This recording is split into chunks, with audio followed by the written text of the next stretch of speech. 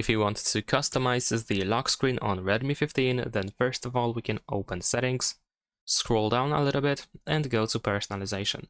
Over here you should be able to find the lock screen, so you can tap over here and you can either customize the current lock screen that you have, or you can scroll down in order to find many different presets that you can use. So in my case I'm gonna stick with the default one. I'm gonna press Customize, and at the bottom we can change the wallpaper, we can use an effect on the wallpaper, and there is also font settings where you can choose a different color. You can tap on this section where we have date and time and so on and so forth in order to separate these two sections, and you can tap on each of them in order to customize the content.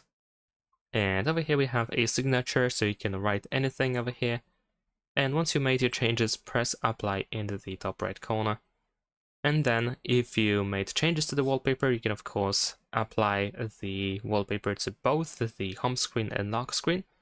But if you don't want to make that change to home screen, then you can set only lock screen. Thanks for watching, leave a like and subscribe.